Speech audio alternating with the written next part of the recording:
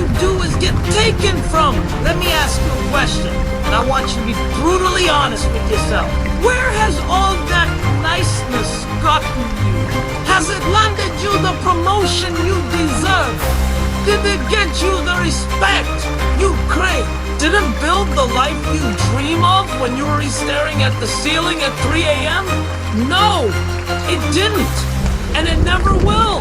You've been so alive, a beautiful, comforting, and utterly destructive lie. The lie that if you're just nice enough, if you're just accommodating enough, if you just keep your head down and don't make any waves, the world will eventually reward you. That's a fairy tale we tell children.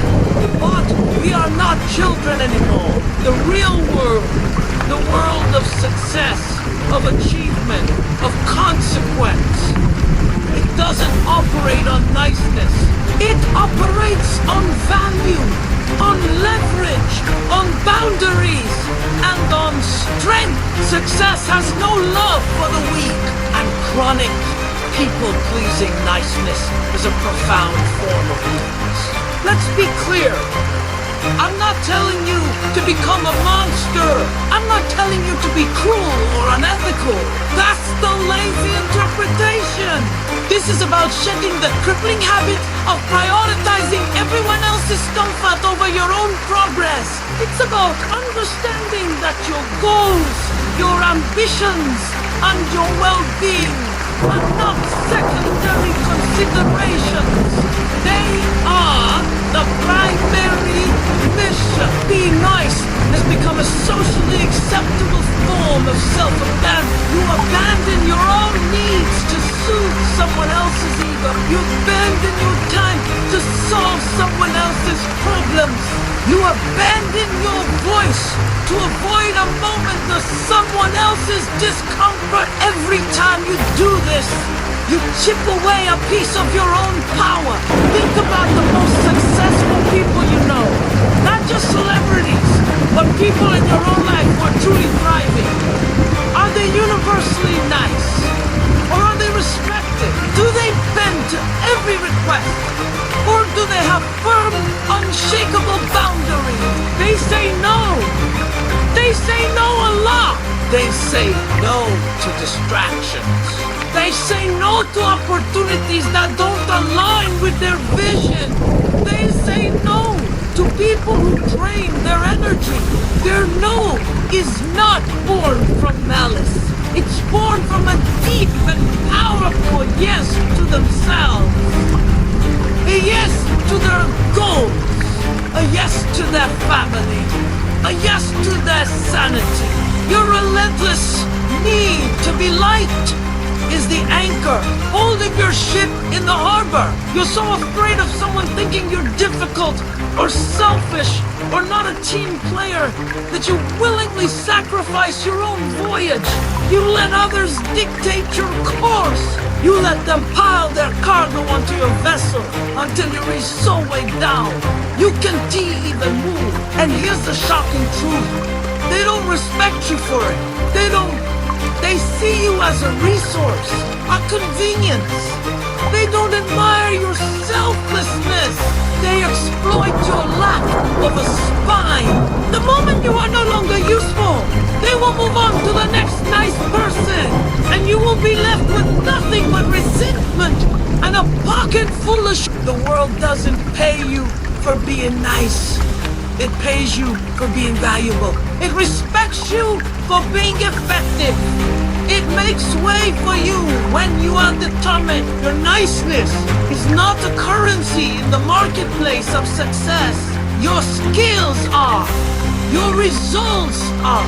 Your unwavering commitment to your own standards is. You need to start treating your time and energy like the precious, non-renewable resources they are. Would you just hand a stranger your wallet? Then why do you so freely hand over your hours, your focus, your emotional energy to anyone who asks, regardless of the return? This isn't about being a lone wolf. It's about being kindness, not pathological people pleasing. Be kind to those who are kind to you. Be generous with those who are generous in spirit. Collaborate with those who add value. But for the takers, for the energy vampires, for the manipulators who have learned that your niceness is their golden ticket, the door must be closed, not slammed, not with anger, but with quiet, resolute finality. The discomfort you feel when you first start setting boundaries is a sign of growth. That awkwardness when you say no, I code, undo, that is the sound of your old self dying and your new self being born. It will feel selfish at first because your entire system has been programmed to believe that self-prioritization is a sin. It is not. It is the fundamental requirement for a life of impact. You cannot pour from an empty cup. You cannot lead from the back of the line. You cannot build an empire if you're too busy building everyone else's huts. Stop apologizing for having ambition. Stop feeling guilty for wanting more. Stop watering down your opinions to make others comfortable. The world is full of mediocre people who are experts at one thing, pulling others down to their level. They will call you arrogant. They will call you selfish. They will say you've changed. Good. Let them. Your change is your liberation. Their commentary is the cage you're escaping. When they criticize you for setting a boundary, what they're really saying is, I am no longer able to exploit you, and they are angry about it. That is a dumb problem, not a you problem. Your life is a direct result of your standards. If you have low standards for how people treat you, you will be treated poorly. If you have no standards for how you spend your time will be wasted. The transformation begins the moment you decide to raise your standards. It starts with saying, I will no longer tolerate this. I will no longer participate in that. My time from 9 to 5 is for my work. My evenings are for my family. My mornings are for my health. There are no exceptions. This is your wake-up call. The world doesn't need another doormat. It needs you in your full power. It needs your undiluted talent, your focused energy, your unapologetic vision. Stop being nice. Start being powerful. Start being respected. Start being effective. Replace your desperate need to be liked with a quiet, burning determination to be valued. Because success, true success, doesn't come to those who wait their turn. It is taken by force of will, by those who refuse to be weak.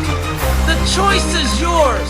Remain the nice, forgotten person, or become the respected, unforgettable force you were always meant to be. Thank you for watching. If this message hit home, subscribe for more truths they don't want you to hear. Now go out there and claim what's yours.